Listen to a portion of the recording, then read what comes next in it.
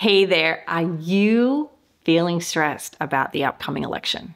If so, you're definitely not alone. A lot of people are feeling it right now, and today we're talking about how to manage election anxiety and some simple strategies to help you deal with political stress. Hello, my friends. Welcome back to your Anxiety Toolkit. This is a place where we talk about all things anxiety and all of the heavy emotions that come along with that. And that's what we're talking about today. My name is Kimberley Quinlan, and today we are tackling a topic that is affecting a lot of people right now, which is how to manage election anxiety and the stress that comes along with it.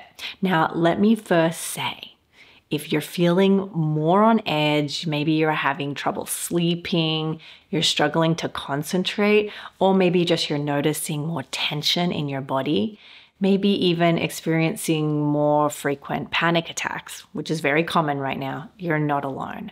Election seasons are so tough, and the constant news cycle, social media debates, and the uncertainty can make it feel like the stress is just coming at you from every single angle. Believe me, this is coming up in every session with my client. And their distress and their anxiety and their dread, it's real, and so is yours. But the good news is there are things we can do to manage this anxiety and to take care of your mental health. So I'm going to go over some key ideas and also give you some actionable tips to try.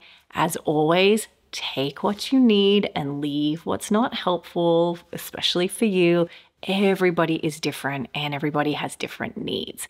So we have to keep that in mind. So let's dive into some strategies that can help you. My goal is to help you feeling more grounded and feeling more in control during this very tense time. Now, the first thing I want you to do is to stay as present as you can. Now, we're going to be using your mindfulness skills, and I get it. It's so easy to get swept up in the what ifs. What if my candidate doesn't win? What if things don't go the way I want them to? What if they go wrong? Mindfulness is an amazing tool for bringing yourself back to the present moment when your mind starts to spiral. Now, here's a pro action tip. When you're ruminating or maybe catastrophizing, be sure to bring your attention to your breath or to your present surroundings as often as you can. You may be having to do this dozens of times a day, but that's all right. Just keep trying to stay present and be as gentle as you can during this process. Another very important step, and this has been proven to help, is to channel your energy into action. One of the hardest things about election anxiety is feeling like things are completely out of your control. But here's the thing. You can take actions in ways that do align with your values, whether that's volunteering, donating money, or having meaningful conversations with people and channeling your energy into positive action that can help you feel more empowered. Now, here's an action tip. I want you to put into action right after listening to this episode of Your Anxiety Toolkit. I want you to think about one small thing you can do today, like researching a cause that you care about or having a thoughtful conversation with somebody, whether that be with someone with the same thoughts of you or someone who's struggling like you, or maybe it's someone who has an opposing ideas. I don't want you to do this in any way to try and convince them otherwise, but instead, the goal is just to be in connection with others. And maybe you'll even learn a little more about why they think the way they do. It really can make a difference and make us feel more connected. Now, one thing I have found really helpful is also setting boundaries with people regarding political conversations. Now, I get it. This might sound weird because I literally just shared the idea or the importance of talking with others about how you're feeling or about how other people how they're going to vote and their ideas about politics. Now, however, it is great to talk about how you're feeling, but not every conversation needs to focus on politics or even be a debate. If certain friends or family members get heated on this topic, it's okay to set boundaries. You can say something like, I'm really trying to manage my stress. So can we keep this conversation a little more balanced or maybe not talk about politics? It's also important that you practice talking about things other than politics, especially if it's a source of distress for you.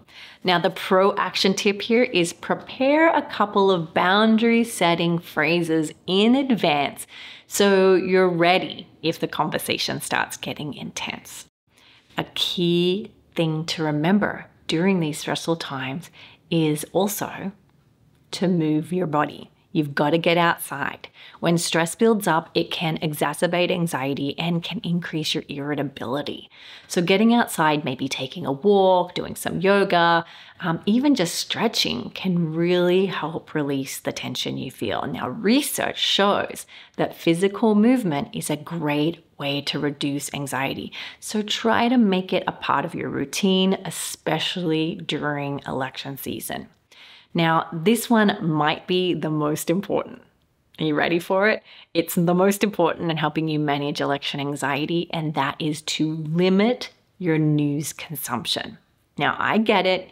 You might feel like you have to stay informed 24/7, but constantly checking the news can seriously fuel your anxiety. You don't need to be plugged in all day to stay up to date. Try to limit your news consumption to a specific time during the day. Maybe it's 30 minutes in the morning and 30 minutes in the evening.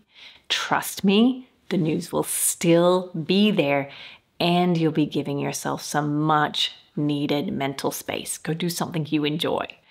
And also remember that news outlets have algorithms that are really fueled by dramatic and catastrophic news headlines. These strategies are put in place to keep you watching, but most of the time, they're not delivering actual news. You do not benefit by watching 3 people on the news debate something that will only make you more distressed and hopeless, and they're not even delivering the news, they're just debating. Now, an action tip would be to set a time limit on how often you're going to check the news, maybe even take a break from checking it before bed so that it helps you unwind. And if you want a pro action tip, try limiting yourself from watching the news and instead read the news. You will miss all that imagery and catastrophic dramatic delivery, and instead you'll feel informed and educated, but not stressed and drained. Now, another important strategy to manage election anxiety is to mute or unfollow triggering media outlets. Scrolling through social media can be like walking through a minefield. Now, during election season, it's okay to hit the mute or unfollow button if a certain account or conversation are making you feel more anxious. We all have at least one, maybe uncle or aunt or a friend who posts things on social media that make your blood boil. You're not avoiding your responsibilities and you're not being mean or ignorant for doing this. You just are protecting your peace, and that's your right. And please remember, social media is also not a great source of information, especially about current affairs. Just because you read it online does not mean it's factual. We have to be informed consumers, and I find it's much more helpful to pick 1 or 2 news outlets and mute the rest, seriously. An action tip here is go through your feed and identify which accounts are adding to your stress. It's okay to give yourself permission to mute them, even if that's just temporarily. Now remember, they will not be notified if you mute them. That's the beauty. And the last thing I want to encourage you to do during this election season is to be as kind and gentle as you can. These are not easy times, and you deserve to slow down and take a really good care of yourself. Try to make time for self-care, turn off the news, read a funny fiction book, get back into the things you love doing. Turn off the TV, go for a walk, maybe hang out with your loved ones. Give yourself a challenge of going through a messy cupboard if you have to, and cleaning it up, or maybe giving a friend a call instead of ruminating about the election. Remember, ruminating about it will not change a thing. All it will do is upset you more, which we don't need right now. I want you to get out there and vote and get involved. It is so important. I am sure your party of choice would love to have your support. All right, my friends, I hope these strategies help you manage election anxiety. This is a tough time, but remember, you're not alone in feeling this way, and you don't have to stay stuck in all of the stress. Remember, focus on what you can control and let go of the rest. And as always, today is a beautiful day to do hard things. Let's go.